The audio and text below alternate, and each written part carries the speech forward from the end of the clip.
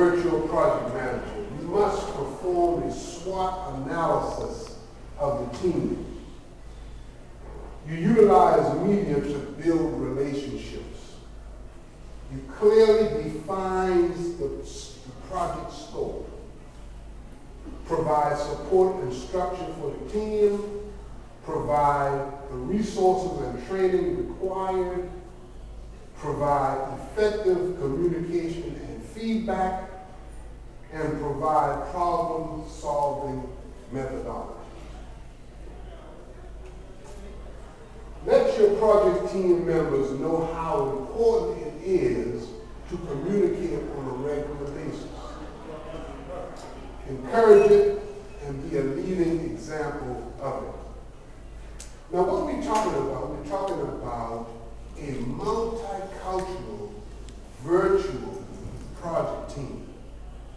We're talking about you have companies in India, in China, in different cultures, that there's a serious disconnect. And there's a lot of project failure because the project manager does not understand the culture. I'll give you a prime example. A guy, he went to China. The deal was going well. Just about to seal the deal. $2 million deal. He was at the owner's house, and they had dinner. Things went well, the food was great. And he said, hey, you know what? I want you to call your wife. And let me tell her just how great the food is. He lost the deal. Now, I want somebody in here to tell me, why did he lose the deal? I'll cut the chase. I'll tell you why. Because in that culture, you do not ask to speak to another man's wife. And when he did, he disrespected.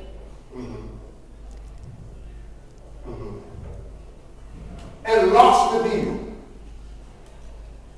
You cannot lead someone if you're offended.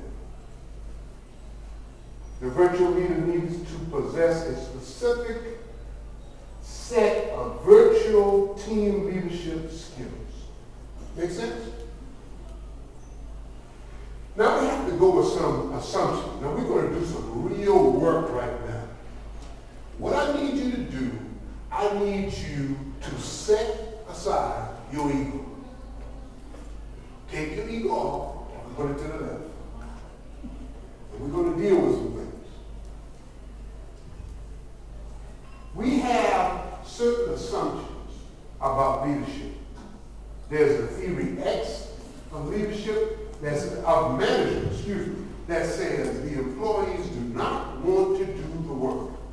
And if we're going to get the job done, it takes management to get the job done.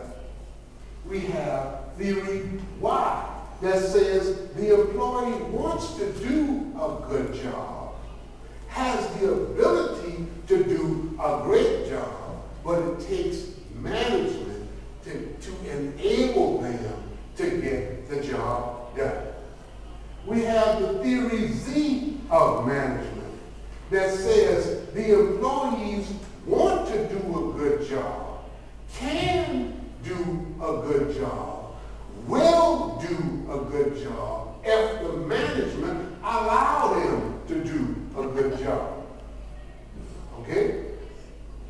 You cannot be a leader if you do not operate in the theory Z of management. Because leadership is about influence. They follow you because they want to. Make sense? Project managers, they want to focus on the theory X or the theory Y of management, and they want to use rules and regulations, and I have my PMP, and I know how to do this, and I'm the one in charge, and if you don't do it, come on. Am I right about that? other assumptions. We have to assume that we have a healthy organizational culture. We are assuming that you are emotionally intelligent. We are assuming that you know all of your hot buttons, and you will not allow me to piss you off. We are assuming that you have worked on yourself, that you are managing your emotions, that you will not allow the team to knock you off your square. We are assuming. We are assuming that you have relational intelligence. And everyone in here that is married understands what relational intelligence means. Okay, somebody said, what does it mean? I'll tell you what it means. Everything that they've been trying to tell you for the last 20 years, if you can say, I got it, you are relationally intelligent. And if you haven't gotten it, we got some work to do.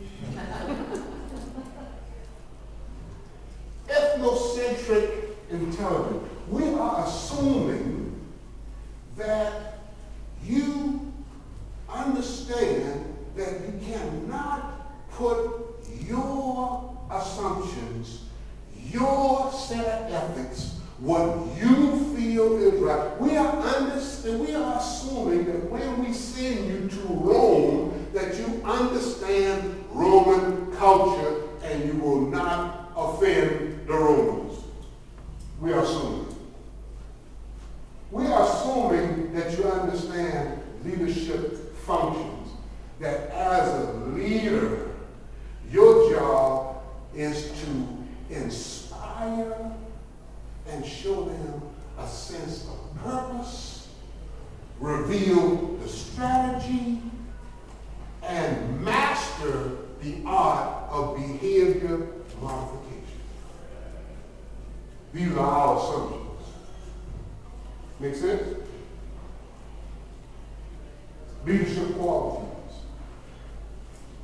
We're assuming that you have the drive, leadership motivation, integrity, self-confidence, and knowledge of the business.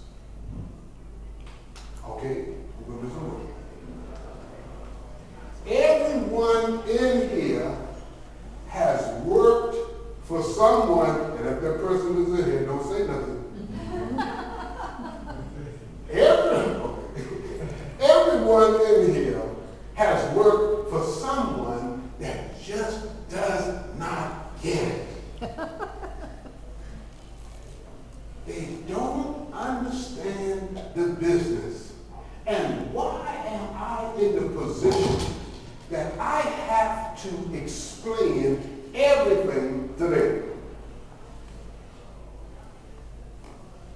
Well, if you have a knowledge of the business, then they will respect you and you have the capability to read them.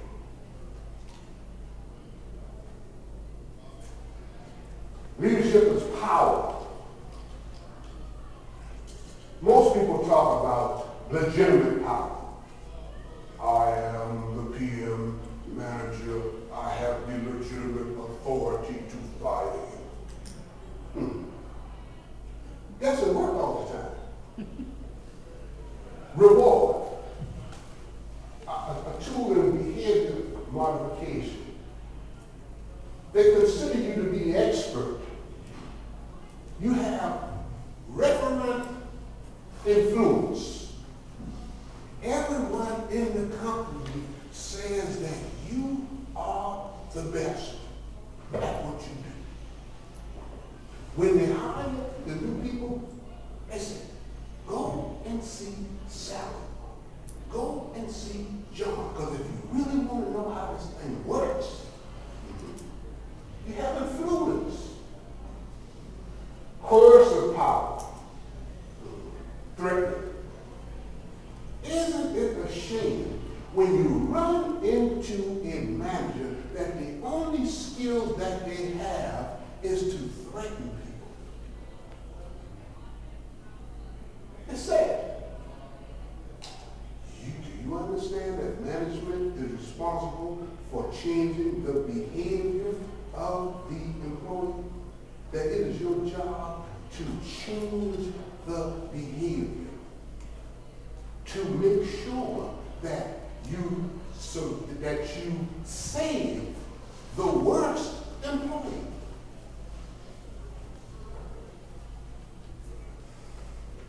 The organizational culture, we're hoping that it's possible. Management functions, planning, organizing, leading, and controlling.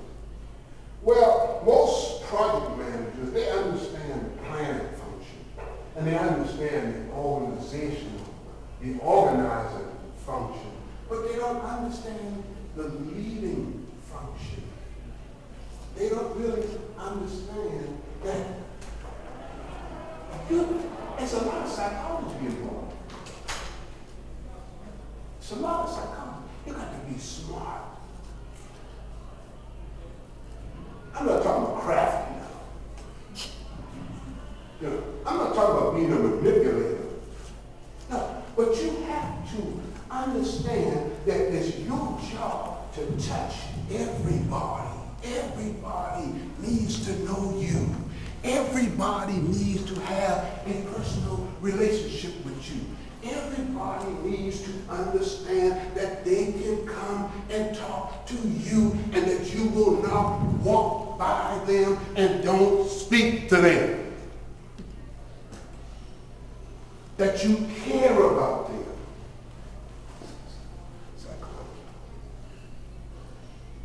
About taking care of the people. They'll take care of you.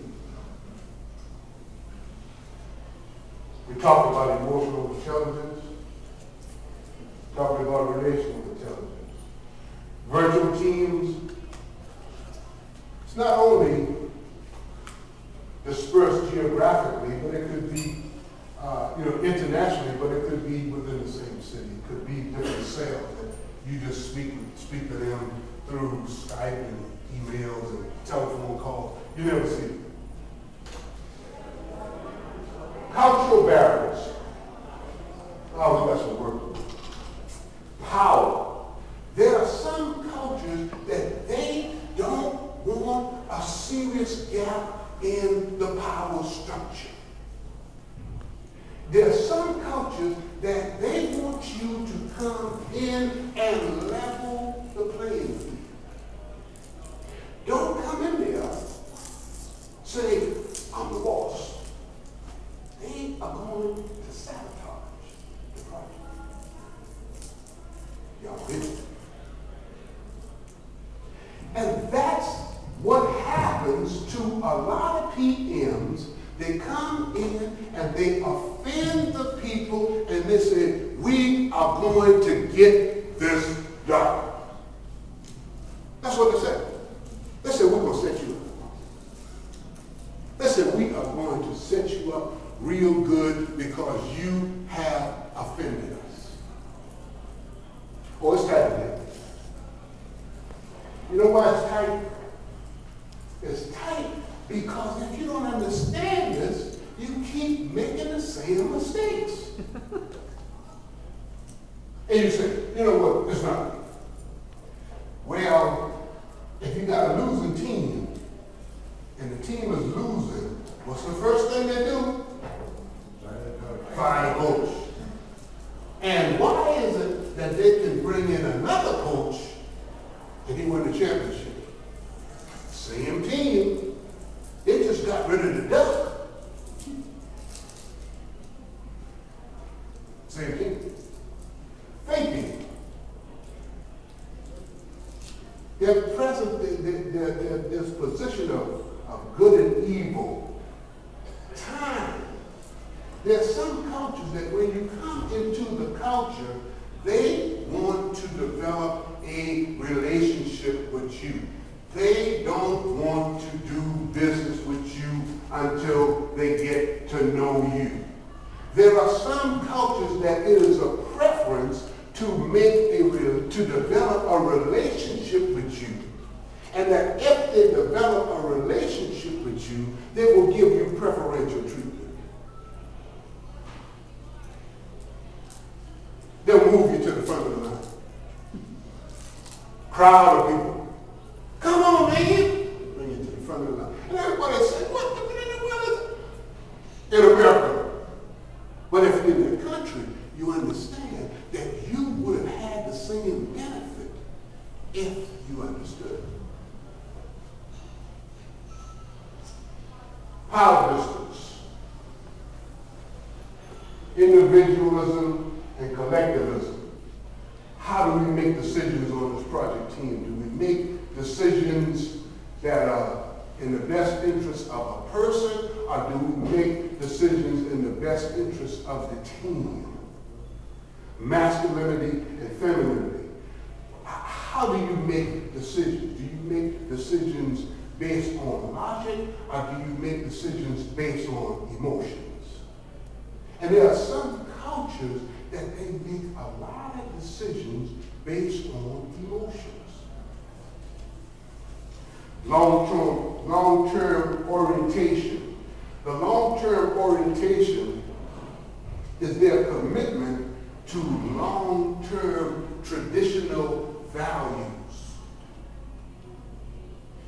They will not allow you to come into the country and change their traditional values. It's not going to happen. Uncertainty avoidance.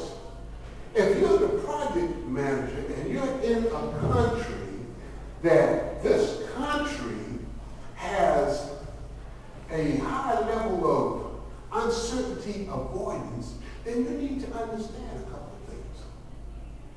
You really don't want to do a lot of software development in a country that is high in uncertainty avoidance, because you give them anxiety. You know, you make them so uncomfortable. Am I making it sense? The primary leadership functions of the virtual project manager, performance management, monitor team performance, and implement solutions to work problems. Team development, develop and mentor team members. Virtual team challenges, trust, cultural communication, deadlines, and team cohesiveness. Let me park for a minute and I want to say something. If you are a manager in a multicultural virtual project team, one of the things that you need to do, you need to gather the information of everyone that is on your team. You need to highlight their expertise. You need to find out the information that in their culture they want you to know about them.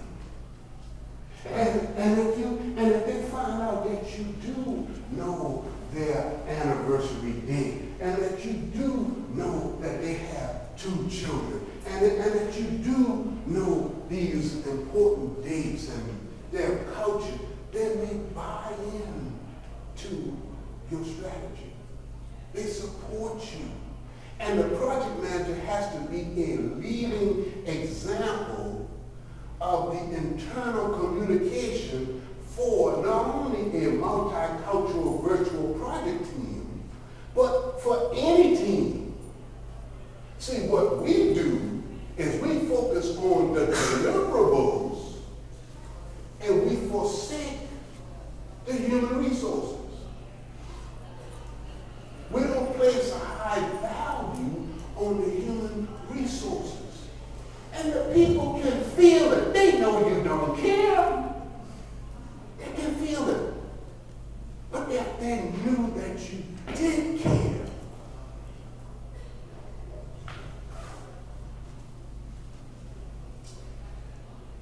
this just give you a slide, show you conflict, how we're going to handle some of these problems that come up. How are we going to handle some of the problems that come up when we don't handle problems in America like you do in Russia, like you do in China, like you do in India? So how are we going to handle these things? What set of rules are we going to use? And if we're going to use your rules, why should I buy into it? So you have to get a consensus with the people that this is how we're going to handle it, and get everybody to buy into it and be sensitive to the culture and make sure that none of the rules offend anybody. You cannot afford to offend anybody, but you can ask them to meet you halfway. Make sense? Yeah, it's really about, like I said, psychological thing. Build trust. Create face-to-face time. Set goals and expectations. Provide ongoing feedback. Showcase team member expertise. Foster cultural understanding. Here's the trust pyramid. We have the individual contribution. But the important part is to get from the individual contribution, work through the communication gaps, and get to the level of trust.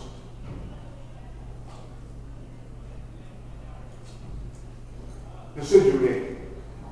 Some are highly structured, some are informal and frequent, some is bounded rationality, which means that we have a limited amount of information that you personally and even the organization has access to, and maybe our answer might be beyond the bounds. Utility theory, does it work for us? Prospect theory, is it possible? Can we do it? What's the probability? Do your feasibility studies. Virtual team guidelines, we talked about this, setting clear team guidelines, select appropriate team members, set specific goals, set time limits, and accountability. Let me park right here. In some cultures, they have a different orientation about time. You go, okay, listen. You go to some cultures and you say, listen, we're going to have the meeting at 12 o'clock, and then at 3 o'clock, we're going to get with the vendors or whatever, and then at 7 o'clock at night, we'll talk to the shipping agent and everybody, and then tomorrow morning, we fly out at 9 o'clock. And you go into the culture and you find out that the guy never showed up at 12 o'clock. And you say, well, what is this?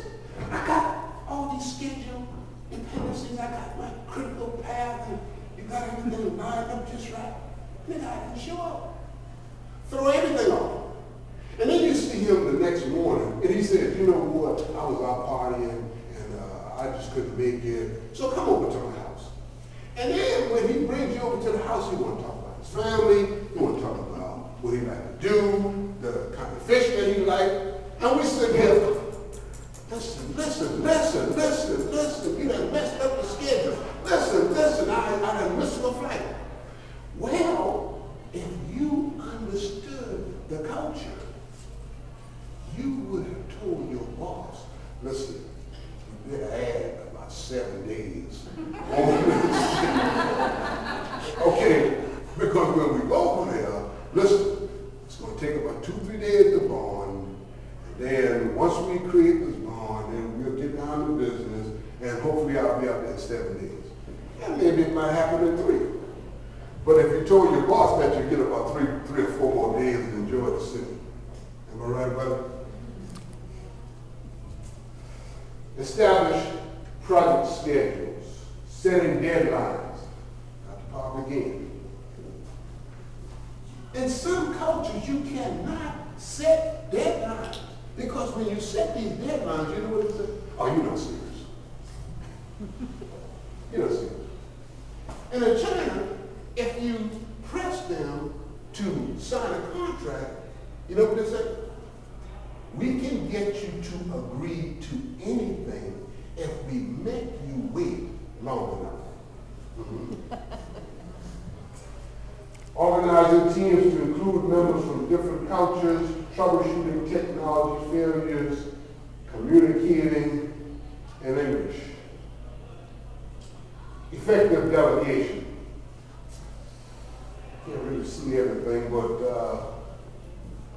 it's really about delegating in a culture that understands your orientation and time, that understands what we have agreed upon, how we're going to do it, that have bought into it, and now you know how to communicate to them on a daily basis to make sure that they didn't forget. It's not that they don't have the capability to do it, but because of their culture, they have a mentality to put it off. So if you have gotten them to buy into it and you remind them what they agreed upon, you stand a better chance. But if you as the project manager don't understand this, you're going to have some problems.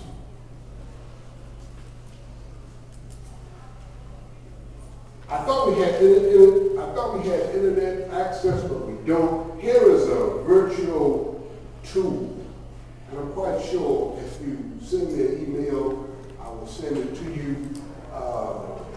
This is a virtual tool that you can use to communicate, and they use it mostly in Europe, but you can tweak it to work in any country. It's really about establishing communication and things like that, and the things that we're talking about, and establishing the ground rules and knowing what to look out for, things like that.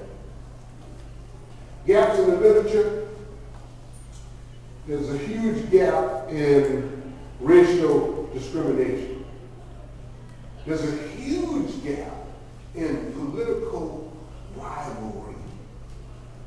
What about the people that were in some of these countries that didn't get out of here? That get out, because you know what? We are about to be engaged in war. And you know, you gotta have a heads up, and there's a huge gap in the literature, especially in project management. In project management, when we talk about multiculturalism, especially in the virtual environment, there's a huge gap. There's a limited amount of information as far as how we going to handle this. Cultural rivalry. Here's a big one: age diversity. I was teaching at the University of Phoenix, and had a guy said, we're going to fire all old people. That's the offer. I'm like, what? You're going to fire? You know, I'm about 50-something now, so you know, we're kind of like in there too. What do you mean? And, I mean, I just about went off, you know, not really went off, but I told him, hey man, you're practicing egoism. You're not practicing universal concepts. Put on my scholarly argument. International conference, multi-ethnicity. How much time I got? 2 minutes. Okay, good. We're talking about when you send me the email, I have an annotated bibliography. And I have a couple of books that you can read. This is on the virtual intercultural Team 2, the one I showed you about. Managing intercultural teams, the organization exercise. Enhancing agile methods for multicultural software project teams. Software quality as influenced by informational diversity, task conflict, and learning in project teams. 8 critical steps to improve workplace performance with cross-cultural teams. Is the most effective team leadership shared? The impact of shared leadership, age diversity, and coordination of team performance. Framework for managing multicultural project teams. Times, teams, and task performance. Changing effects of surface and deep level diversity.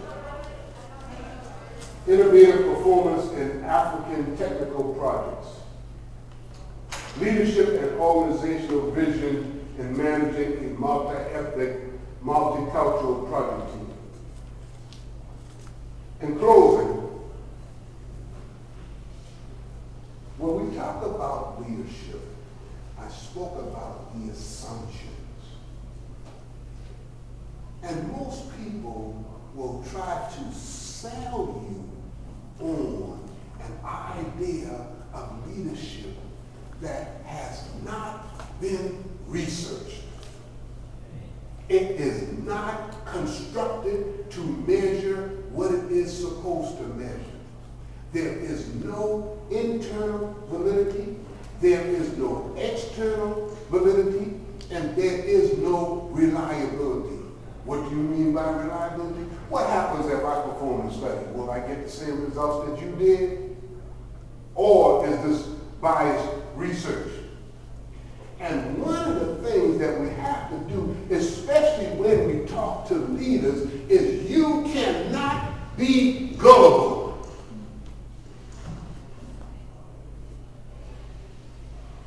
You cannot be gullible.